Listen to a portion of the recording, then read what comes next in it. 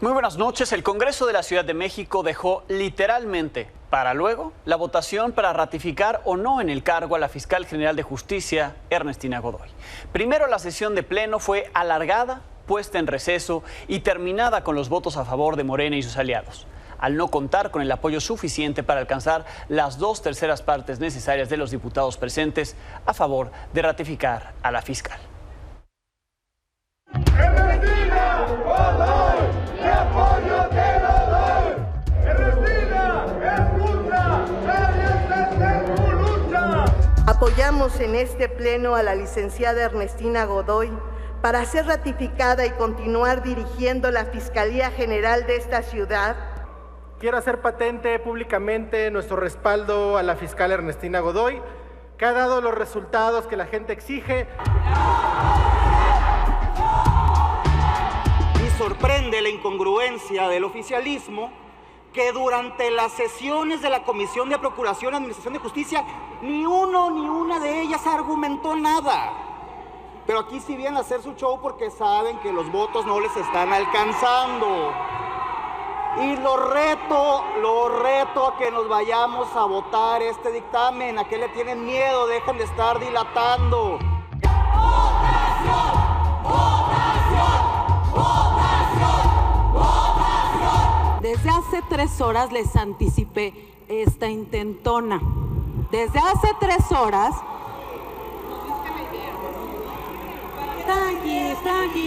Desde hace 3 horas anticipé esta intentona chicana de querer bajar un dictamen que al final de cuentas saben que hoy van a perder porque hoy no tienen las 2/3 partes.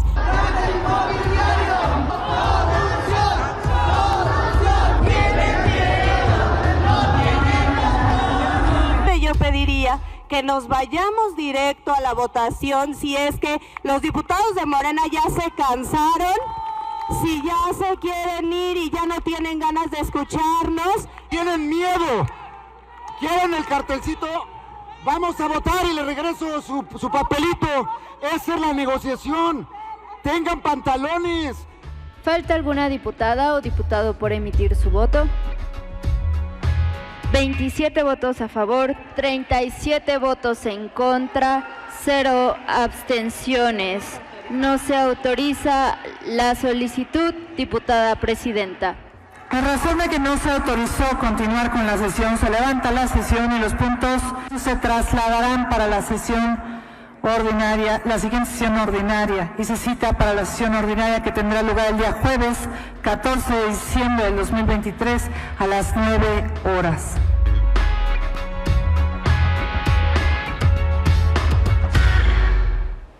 Pues así, puro show. No hicieron su trabajo los legisladores, a menos que su trabajo sea hacer show y no votar cosas. Dejaron varios dictámenes pendientes, no solo la ratificación de la fiscal Ernestina Godoy. En esa sesión estuvieron presentes 65 diputados de la Ciudad de México. Morena contaba con 39 votos seguros para la ratificación de la fiscal. La oposición tenía 27. Para lograr la ratificación, Morena y sus aliados necesitaban 43. Hoy, porque había 65, normalmente son 66.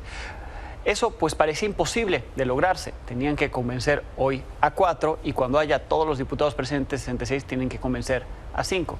Hasta ahí todo parecía indicar que mañana se pondría a discusión la discusión de la ratificación de la fiscal Ernestina Godoy, cuyo periodo en el cargo concluye el 9 de enero próximo, en caso de no ser ratificada por otros 4 años. Sin embargo, en la conferencia para acordar el orden del día de la sesión de mañana, la mesa directiva y la Junta de Coordinación Política quitaron el tema con los votos de Morena y sus aliados, y las propuestas de la oposición de incluirlo mañana o el viernes fueron desechadas. Morena evitó así que el tema se discuta en el actual periodo ordinario de sesiones que termina este viernes. Mañana los diputados aprobarán algunos pendientes por la mañana, esperarán a que las Comisiones Unidas de Hacienda y Presupuesto envíen el paquete económico 2024 de la capital para ser aprobado por el Pleno, ocurrirá en la tarde. Tampoco se pudo incluir el tema el viernes 15, que también sesionarán, pero solo harán una sesión de clausura. Y solo en caso de que se convoque a una sesión extraordinaria, el tema lograría ser discutido este año o a inicios del próximo. Si no, llegará el día 9, el 9 de enero, sin saber si se discute o no y sin saber si permanece o no la fiscal Ernestina Godoy en el cargo. En la reunión de la mesa directiva y la Junta de Coordinación Política que se extendió hasta esta noche, las propuestas de Federico Doring, el coordinador del PAN, que pidió que se votara mañana mismo la ratificación de la fiscal Ernestina Godoy, o bien, como proponía el PRI, la del viernes fuera innovadora y además de clausurar el periodo se incluyera el tema, pues fueron bateadas. La coordinadora de Morena, Marta Ávila, fue la triunfadora, logró que el tema no fuera incluido en el actual periodo de sesiones y, cito, mejor luego se discutiera. La razón es que Morena y sus aliados no tienen los votos para ratificar a la fiscal en el cargo. Este tema lo podemos discutir en un extraordinario. Tenemos el tiempo suficiente para que este Congreso plantee un extraordinario y ahí podamos desahogar. Si discutimos los comunicados y acuerdos y somos puntuales a las 9 de la mañana como lo fuimos hoy, esa materia se va a ver agotado a las 9:30. Déjeme hacerle una pregunta cándida a la conferencia. ¿Y cómo qué vamos a hacer de las 9:30 a las 12? Porque si no quieren meter nada más y las Comisiones Unidas no van a tener dictámenes hasta las no sé qué horas, pero no serán antes de las 12 del día. ¿Qué es lo que nos plantea Morena hacer entre 9:30 y 12 del día? Tengo una pregunta para Alfonso Vega. Habida cuenta que ha quedado claro que no hay ningún impedimento legal para lo que propone el diputado Roefi Torres. ¿Conoce usted algún precedente de sesión de clausura que haya tenido algún punto adicional que la declaratoria de clausura e instalación de la comisión permanente para saber si la propuesta del diputado Roefi, aparte de no ser ilegal, resulta innovadora, como tanto presumen algunos legisladores de la Cuarta Transformación ser progresistas, innovadores y proderechos? Le repito, mañana no se incluyó, solamente discutirán algunos pendientes y el presupuesto, el paquete económico para la ciudad, y pasado, donde también lo podrían haber incluido, solamente cerrarán el actual periodo ordinario de sesiones. Lo que se prevé es que haya un extraordinario cuando se realice esa votación, pero se desconoce cuándo pudiera ser. Lo que se sabe es que el día 9 de enero, eso es segurísimo, termina el periodo actual de la fiscal Ernestina Godoy. De no realizarse la sesión extraordinaria antes de esa fecha, al interior de la dependencia, de la propia Fiscalía, se debe nombrar a quien la sustituya, en lo que el Congreso capitalino vuelve a valorar perfiles. Vamos a más información del día.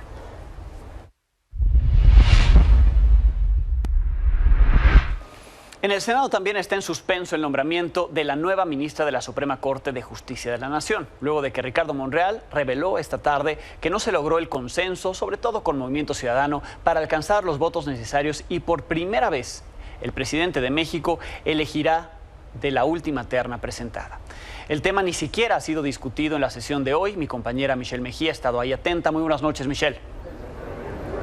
Muy buenas noches, te saludo con gusto y ya se prevé que en los próximos minutos ya inicie esta discusión en torno a la selección de la ministra de la Suprema Corte de Justicia de la Nación para ocupar la vacante que dejó Arturo Saldívar. Y como bien lo comentabas, fue alrededor del mediodía cuando el senador Ricardo Monreal informó que no se había llegado a un acuerdo, esto por falta de consenso entre los grupos parlamentarios, porque la idea era de un acuerdo integral para alrededor de 99 nombramientos, incluido el de la ministra. Sin embargo, a pesar de que ya iban avanzadas las negociaciones, no se logró el consenso y bueno, finalmente no se darán los votos requeridos. Sin embargo, es importante resaltar que se debe de llevar a cabo este proceso legislativo para, en su caso, desechar la terna que propuso el presidente Andrés Manuel López Obrador. Entonces, ¿qué es lo que va a pasar? Ya, como te comentaba, en los próximos minutos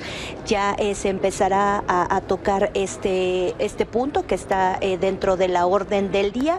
Entonces, en este caso se tendrá que dar la votación por cédula. En caso de no, en la primera votación, de que no se logren los votos requeridos, se dará paso a una segunda votación, igualmente por cédula, y en caso de que nuevamente no se alcancen las 2/3 partes que se requieren para este nombramiento, bueno, pues ya se dará por desechada esta terna y se dará aviso, en este caso al Ejecutivo Federal y a la Suprema Corte de Justicia de la Nación, para que se realice lo conducente. Y bueno, como ya también bien lo comentabas, así lo señaló el senador de Morena, Ricardo Monreal. Sería la primera vez que los legisladores no determinen qué va a ocupar esta vacante que dejó Arturo Saldívar, pero también dijo que esto no es por una falta de omisión, esto tiene que ver, bueno, con que no llegaron a un acuerdo y que esto pues sería una responsabilidad por parte de los legisladores.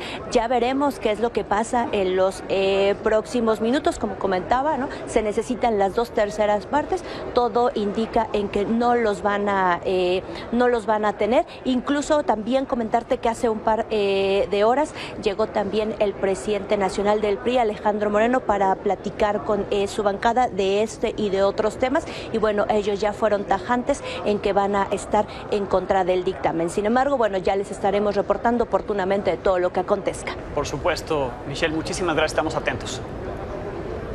Muy buenas noches. Gracias, Michelle Mejía. Y en el Senado así estamos entonces a 2 votaciones por cédula, que son bastante largas, para que la decisión termine en el presidente Andrés Manuel López Obrador. Y así estuvieron compuestas las 2 ternas presentadas por el presidente. La primera estuvo conformada por Berta Alcalde, hermana de la secretaria de Gobernación, Luisa María Alcalde. También apareció ahí en la terna Lenia Batres, hermana del jefe de gobierno capitalino, Martí Batres, además de María Estela Ríos, consejera jurídica de la presidencia. Todas saben de leyes, pero sí tienen afinidad con Morena. Y lo ha dicho el presidente, le son leales. Para la segunda terna se mantuvieron Berta Alcalde y Lenia Batres, pero se agregó a Heréndira Cruz Villegas, directora de Asuntos Jurídicos de la Secretaría de Cultura. Entre esas 3, hoy, las 2 votaciones que nos adelanta Michelle Mejía, que estarían por iniciar ya en la sesión de esta noche del Senado, pero que, de acuerdo con Ricardo Monreal, senador de Morena, no hay consenso para lograr las 2/3 partes para elegir a una de ellas. ¿Qué estipula la Constitución? Si el Senado no nombra a la ministra en esta última terna enviada por el presidente, él, como le decía, tiene la última palabra. De acuerdo con el artículo 96 que le presento en pantalla, si el Senado rechaza las 2 ternas enviadas por el presidente, él debe designar de forma directa a alguien de esa segunda terna para ocupar el cargo. Una vez agotado este largo proceso, de los 11 ministros de la Suprema Corte, 4 fueron propuestos por el presidente y una sería nombrada de forma directa si, como se prevé, el Senado no logra los consensos. Los otros 4 son Juan Luis González Alcántara Carrancá, Margarita Ríos Farjat, Loreta Ortiz y Yasmín Esquivel. Solo las 2 últimas han sido consideradas por el presidente como leales a la 4T. Los 6 restantes llegaron antes de la actual administración a la Corte: la ministra presidenta Norma Piña, los ministros Jorge Mario Pardo Rebolledo, Alfredo Gutiérrez Ortiz Mena, Alberto Pérez Dayán, Javier Lainez Potisek y Luis María Aguilar. Donde sí hubo acuerdo, y vaya que hubo acuerdo y rápido, por la mayoría de Morena y sus aliados, fue en la Cámara de Diputados. En Fast Track se aprobó el dictamen de la sección instructora a favor del desafuero del fiscal de Morelos, Uriel Carmona, con 230 votos a favor, 22 en contra, 170 abstenciones. El Pleno determinó retirarle el fuero y declaró que hay lugar para proceder penalmente en su contra por el delito de ejercicio ilícito del servicio público que le imputa la Fiscalía General de la República. Como él nos lo decía en la entrevista que le hice aquí ayer, se le acusa de no haber hecho exámenes de control de confianza para ese cargo, aunque pues no se solicitaba, no era un requisito. En ausencia de Uriel Carmona, su abogado Gabriel Regino calificó el procedimiento como una revancha política disfrazada de proceso parlamentario.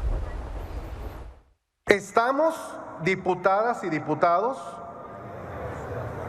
ante una revancha política disfrazada de proceso parlamentario de declaración de procedencia. Cuando se conozca la verdad de lo que hay detrás de este embate y artera persecución contra un fiscal autónomo, la historia va a juzgarnos a todos. No se dejen sorprender. Si nosotros permitimos que nuestros servidores públicos no tengan los exámenes de control de confianza vigentes al momento de que asumen el cargo, ¿cuánta confianza le tendrán los ciudadanos del estado de Morelos a esos servidores públicos? Este jurado de procedencia cumplirá con su responsabilidad de forma libre y consecuente, sin presiones, pero sí con la plena conciencia de la exigencia de justicia, que nuestro país reclama a todas y a todos. Ha lugar a proceder penalmente en contra del ciudadano Uriel Carmona Gándara, fiscal general del estado de Morelos, como consecuencia del procedimiento de declaración de procedencia solicitado en su contra por el agente del Ministerio Público de la Federación. En más información del día, en la conferencia mañanera se dio el reporte mensual de seguridad. La secretaria de Seguridad y Protección Ciudadana, Rosa Isela Rodríguez, destacó que los delitos del fuero federal disminuyeron 29.8% en lo que va del sexenio. Sobre homicidios, en noviembre hubo 2.350 asesinatos, 2.3% menos que el mes anterior, octubre, y casi los mismos que el año pasado, cuando mataron a 2.351 personas en noviembre. En cuanto a los feminicidios, ocurrieron 72 feminicidios. En noviembre pasado son 5 más que los de octubre, sumando homicidios dolosos y feminicidios. En promedio, en noviembre mataron a 80 personas al día en México, 3 cada hora. Pero si no se reunieran las autoridades cada mañana estaríamos peor, al menos así lo consideró el presidente Andrés Manuel López Obrador al ser cuestionado por la reportera de Sonora, Reina Aide Ramírez, sobre la efectividad de esas reuniones tras lo ocurrido el viernes en Texcaltitlán, en el Estado de México, donde pobladores terminaron a balazos y a palazos y machetazos con un grupo criminal que lleva años extorsionándolos. Ahí también el secretario de la Defensa, Luis Crescencio Sandoval, anunció que van a blindar el sur del Estado de México tras esos hechos violentos. Va a haber de manera permanente una compañía de Guardia Nacional. Estamos en el proceso de ubicar el terreno, de conseguir el terreno para poder iniciar la construcción. Asimismo, estamos viendo la posibilidad de todo el estado, toda la parte sur del Estado de México, colindante ahí con Guerrero, con Michoacán, establecer un número importante de Ejército y Guardia Nacional a través de la creación de un mando especial. ¿Por qué México ha llegado a que los ciudadanos intenten defenderse ellos mismos? ¿Dónde está el Estado, presidente? Estamos trabajando, Reina, todos los días en eso, para que no tengan que ser los ciudadanos los que se hagan cargo de la defensa. Pero lo que pasaba antes, pues. Está pasando aquí en México. Sí, todavía en algunos casos, pero es la excepción, no es la regla. ¿Texcaltitlán es excepción? Sí, ahí por ejemplo, y en otros casos. ¿Michoacán, Guerrero? Sí, en algunos casos. ¿Tamaulipas? Pero ya sí, igual. ¿Sonora? Pero, sí, muchísimos casos. Sí, pero en inseguridad, en los mexicanos les está quedando a deber y no lo reconocen sus propios. Por eso. La gente afín a usted también ya lo está reconociendo, yo respeto presidente. mucho tu punto de vista y el de mucha gente que está en contra de nosotros. No es que están en contra, es que... Sí, que están en contra y que además tienen todo su derecho. Muchísima gente piensa que las cosas están mejorando. O sea, tú tienes esa opinión, yo la respeto. No, yo no doy opiniones mías nunca. Que hay muchísimos mexicanos, millones de mexicanos, que sostienen que estamos mejor. ¿Conoces de algún presidente de los últimos tiempos que haya atendido el tema de seguridad todos los días, que haya recibido de lunes a viernes, de 6 a 7 de la mañana, el reporte de lo sucedido en las últimas 24 horas en el país? ¿Pero de qué les sirve a los ciudadanos que ustedes se reúnan todos los días si vemos lo de Texcaltitlán? Pero si no nos reuniésemos todos los días... ¿Estaría peor el país? Sí, exactamente. Pero no solo es el Estado de México, en Quintana Roo también se requiere el blindaje ante el aumento de crímenes como la extorsión. Hoy en la zona turística de Cancún hubo 2 balaceras. La primera en la avenida Nichupté, donde hombres armados atacaron una camioneta, una persona resultó lesionada y uno de los presuntos responsables fue detenido.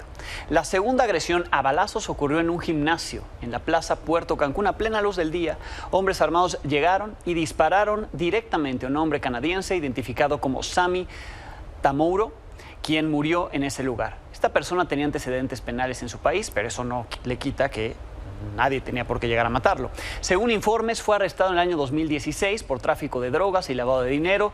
Sobre estos hechos, la Fiscalía Estatal informó que ya inició una investigación. El año pasado también fueron asesinados 2 canadienses con antecedentes penales. Ocurrió en el Hotel Xcaret, en Playa del Carmen, donde fueron baleados. Eran presuntos integrantes de una banda internacional dedicada también al tráfico de drogas. Y la gobernadora de Quintana Roo, Mara Lezama, no se ha pronunciado sobre los crímenes ocurridos durante el día en su estado. Andaba visitando al Papa y no pidió bendiciones para Quintana Roo, sino para el Tren Maya, que se inaugura el próximo viernes, del que le entregó una escultura acompañada de una carta del presidente y de su esposa. Muchas gracias. Le traigo una carta del presidente y de su esposa, que se escribieron con mucho cariño. Le traigo el Tren Maya, es el tren de la justicia social. Vamos a inaugurar el viernes. Yo le quiero pedir que nos bendiga. En más información del día, ya fueron detenidas 5 personas presuntamente involucradas en el asesinato del conductor de Uber y TikToker Rafa Wayne en Ciudad Juárez, que yo le relataba anoche. 2 de ellos serían los probables asesinos, 3 más estarían involucrados en el crimen. A uno de ellos le encontraron un arma de fuego, por lo que hasta el momento enfrentan cargos por delitos contra la salud, porque tenían drogas al momento de la detención, y uno por portación de arma de fuego. Una vez que concluyan las 48 horas que tiene el Ministerio Público, se determinará si hay datos de prueba para acusarlos también del homicidio del TikToker y conductor de Uber. El cuerpo de Rafa Wayne es velado en un domicilio particular.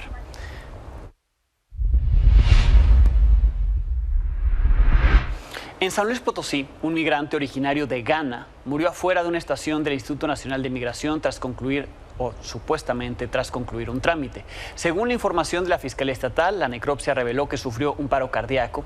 El vocero de la Secretaría de Seguridad Pública de la entidad dijo que las autoridades federales deben esclarecer lo que ocurrió debido a que el hombre de 36 años estaba en resguardo del Instituto Nacional de Migración. ¿Qué dijo el Instituto Nacional de Migración al respecto? Solo hay un comunicado en el que informa que esta persona acudió a realizar un procedimiento administrativo ahí a las 9 de la noche, le dieron un oficio de salida. Tras atender el trámite, 2 horas después, según el instituto, llegaron paramédicos para atenderlo, ya con el paro cardíaco, pero ya había muerto. Murió afuera del instituto 2 horas después del trámite. En más información, la Cancillería pidió al gobierno de Estados Unidos la reapertura de los 3 cruces fronterizos cerrados por el aumento del flujo migratorio para evitar así pérdidas económicas en comercio y en turismo. La realidad es que la administración de Joe Biden no se da abasto en la recepción de los migrantes indocumentados que a diario cruzan por esos y por otros puntos de la frontera norte. Lo que ni los muros ni la más alta tecnología han podido detener, como las torres con cámaras e inteligencia artificial que representan una especie de muro virtual. La información es de mi compañero Mario García.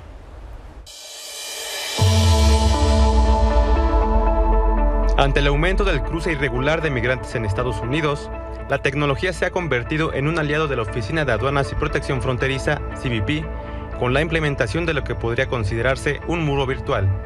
Se trata de 290 torres de vigilancia que funcionan con energía solar instaladas desde las costas de California hasta el sur de Texas, según documentó la Fundación Frontera Electrónica, una organización sin fines de lucro especializada en privacidad digital que documentó la ubicación exacta a través de imágenes satelitales y recorridos por la frontera. Estas torres cuentan con diferente tecnología que va desde cámaras de temperatura hasta el uso de inteligencia artificial. Algunas de ellas son móviles, dependiendo del objetivo de las autoridades migratorias en cada sector de la frontera. Las torres fijas integradas son de fabricación israelí. Se encuentran exclusivamente en la frontera de Arizona y sus cámaras pueden detectar a personas a 12 kilómetros de distancia. Las torres de sistema de videovigilancia remota tienen 2 equipos de sensores, con cámaras de temperatura e infrarrojas. También tienen un iluminador láser y detectan personas a 12 kilómetros de distancia. Por último, las torres de vigilancia autónoma son las más avanzadas. Tienen un radar que detecta movimiento y puede orientar una cámara en esa dirección. Puede analizar las imágenes para informar si se trata de una persona o de un animal, e incluso detecta si hay alguien armado. Su rango de detección va de los 2.7 a los 3.5 kilómetros de distancia. When it sees something that is worth surfacing, it will send notifications to an agent at the station with a notification showing them exactly what they're looking at, the exact coordinates of where they need to go, and what the people are doing right now. Según la Oficina de Aduanas y Protección Fronteriza, toda esta información es enviada a la patrulla fronteriza más cercana para desplegar un operativo de rastreo. De esta forma, la herramienta cumple con una doble función, para contener el cruce de migrantes indocumentados y el tráfico de drogas. By giving Border Patrol information, full domain awareness wherever these towers are, they can then utilize their manpower resources or any other technology they have more effectively to accomplish their mission. La construcción de este sistema tuvo su primer intento en el gobierno de George Bush, quien contempló desplegar una valla virtual con sensores para detectar pasos y vehículos, pero la administración de Barack Obama lo canceló por su alto costo. Fue hasta el gobierno de Donald Trump en 2017 cuando se instalaron 4 torres como parte de un programa piloto en la frontera de San Diego y Tijuana. Debido a su éxito, la administración del republicano dio contratos para la instalación de otras 196 torres. El gobierno de Joe Biden ha instalado otras 90, pero tiene contemplada la construcción de 174 más para 2024 y 2025, con un gasto de $204 millones. Esta herramienta ha desatado críticas de organizaciones como la Fundación Frontera Electrónica, que se cuestiona si las personas en México también son vigiladas desde estas torres, o si aquellos sistemas ubicados en zonas pobladas invaden la privacidad de los vecinos. Milenio Noticias.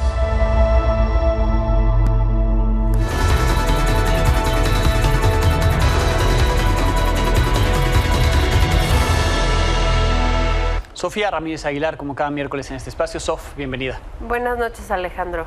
Y hoy con quiénes son los 3 mejores estados, ¿no?, en cuanto a economía, desarrollo sostenible. ¿Cómo lo evaluar? Pues mira, primero hicimos una revisión, digamos, de 4 indicadores. Progreso social, digamos, la calidad de vida, por supuesto. Segundo, pues que tengan baja pobreza laboral, es decir, que los ingresos laborales de las personas sean pues de una alta proporción suficientes para comprar comida para todos los integrantes del hogar. 3, creación de empleo formal, porque tú sabes que el empleo formal está vinculado a mejores condiciones laborales, pero también a mayor ingresos. Entonces, al final acaba siendo un círculo virtuoso. Empleo formal, menor pobreza laboral.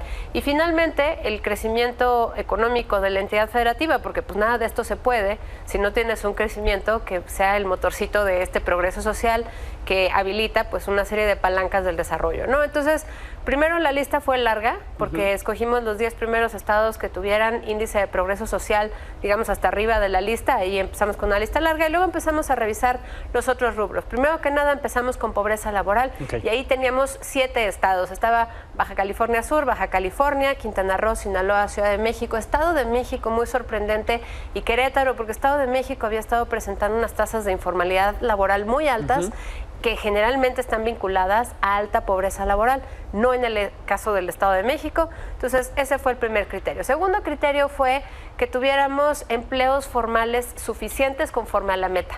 No te puedo decir una meta específica para cada, más bien, sí tengo metas específicas para cada estado, pero no es una meta homogénea, porque tiene que ver con criterios poblacionales. Ahí, revisando quiénes estaban arriba de su meta de empleo formal y que tenían pobreza laboral contenida por debajo del promedio nacional, bueno, pues teníamos ya 5 estados. Habíamos quedado Baja California Sur, que tenía 250% por arriba de su meta de empleo formal, una cosa muy impresionante. Baja California, Quintana Roo, Ciudad de México y Querétaro. Todos estos son estados que, como puedes ver, pues van viendo por un buen desempeño de su calidad de vida. Ahí lo que tuvimos que descartar fue a Sinaloa y el Estado de México, porque no lograron su meta en términos de empleo formal, se quedaron al 75%.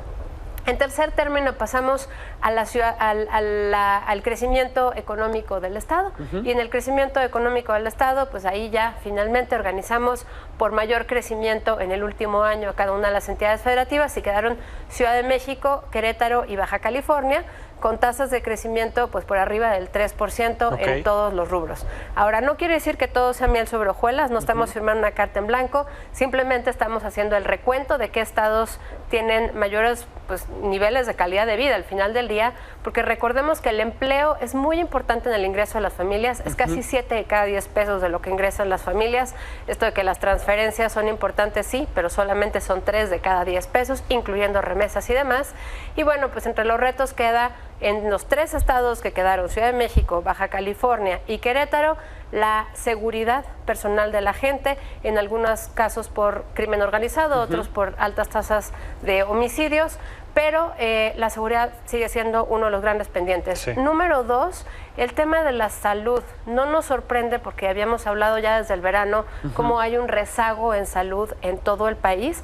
Bueno, estas 3 entidades en distintos rubros, en el caso de Ciudad de México por el tema de la salud preventiva, mortalidad por enfermedades cardíacas, diabetes y demás. En el caso de Querétaro, más bien en términos de muertes por homicidio, y en el caso de Baja California por muerte materno-infantil. Okay. Entonces, esos son los grandes rubros. 2 particularidades: Querétaro tiene un rezago importante en acceso a la información y la Ciudad de México en informalidad laboral por arriba de lo deseable, porque bueno, pues por supuesto, una vez más, queremos empleo digno para todas las personas. Bien, entonces son las 3 mejores: Ciudad de México, Quintana Roo, Baja California, Querétaro, Ciudad de México, Querétaro y Baja California, pero no es que estén completamente bien, ¿no? Hay esas áreas de oportunidad todavía. Sin duda, y como te decía, Estado de México, Quintana Roo y Sinaloa quedan entre los finalistas, entonces bueno.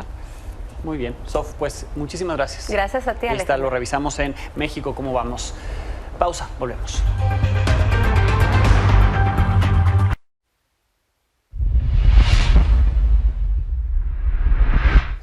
La cumbre climática COP28 concluyó con la aprobación de lo que le adelantábamos anoche en este espacio. Más de 200 países se comprometieron a emprender una transición para dejar los combustibles fósiles. Lo celebraron los diplomáticos que asistieron de esta manera. We will continue to press for a more rapid transition. But we have the United Nations COP process clearly on record now as demanding that we fully embrace that transition. I think this is a global turning point. For the first time, the world is committing to transition away from fossil fuels. For the first time, there is a loss and damage fund to support the most vulnerable countries. We have now reached the end of our joint plenary meeting. Delegates, colleagues, and friends, I must say that you did it. You delivered.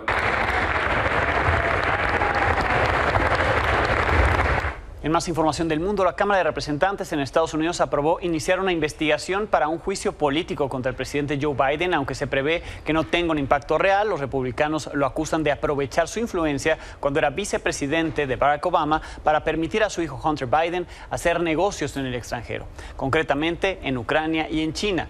Hunter Biden salió en su defensa, aunque no lo hizo como querían los republicanos.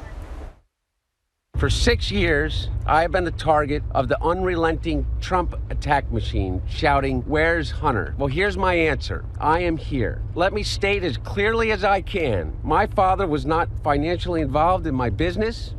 No matter how many times it is debunked, they continue to insist that my father's support of Ukraine against Russia is the result of a non-existent bribe. And they have taken the light of my dad's love for me, and presented it as darkness. They have no shame. Republicans do not want an open process where Americans can see their tactics, expose their baseless inquiry, or hear what I have to say.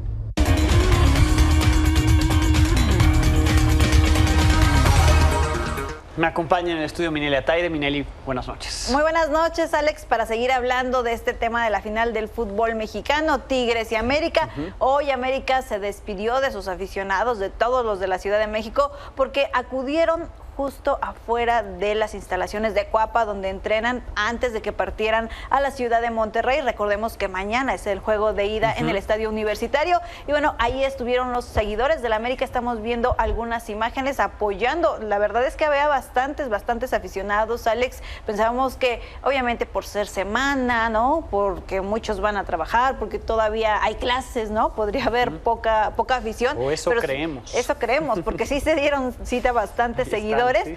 Ahí los estamos viendo, incluso pues hicieron el famoso pasillo para que las camionetas en las que se fueron los directivos y los aficionados al aeropuerto, pues bueno, pudieran pasar por ahí aplaudiendo y obviamente esperando el mejor resultado. Vamos a ver parte de lo que se vivió.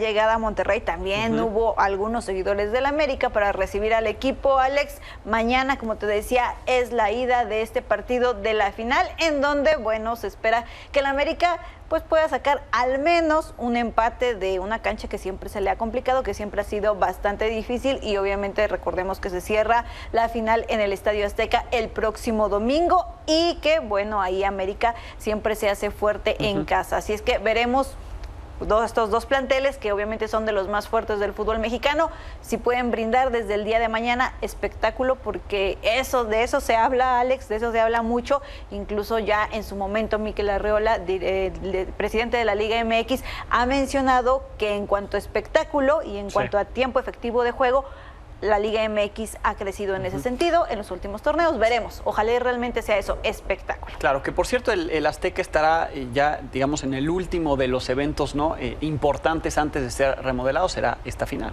Sí, recordemos que obviamente para el 2026 tiene que sufrir una remodelación importante para el Mundial de ese año. Van a empezar ya el siguiente 2024 y justamente por eso, Alex, recordemos que la NFL no estará el próximo año en nuestro país. Y por cierto, hablando justo de NFL, pues bueno, va a Brasil, ya se hizo oficial que continúa con sus planes de internacionalización, por lo que se hizo ya oficial que llegará y celebrará un partido en Sao Paulo por primera vez para el 2024, el primero que se desarrollará en Sudamérica. Y bueno, recordemos también, como te decía, que México había sido la casa también de la NFL desde hace varios años, que también en su momento no vino a Ciudad de México por el famoso cambio de césped, no sé si lo recuerdes, claro, ¿no? Que al final de cuentas la NFL dijo no es adecuado para jugar un partido, ¿no? Para nosotros no vino, y bueno, ahora por supuesto se pierde por todo este tema de remodelización, pero al final de cuentas, pues la NFL sabe perfectamente que es una plaza importante. Ahora va a Sao Paulo y bueno, será uno de los 3 grandes duelos que tendrán fuera de Estados Unidos, porque recordemos que también van a Londres. Bien, pues la NFL entonces en Sao Paulo, allá en Brasil. Mine, muchísimas gracias. Muy buenas noches. Gracias a Minila Teide, gracias a ustedes por habernos acompañado. Los dejo con Carlos Marín. Mañana tendremos algo nuevo que contarle en punto de las 21 horas.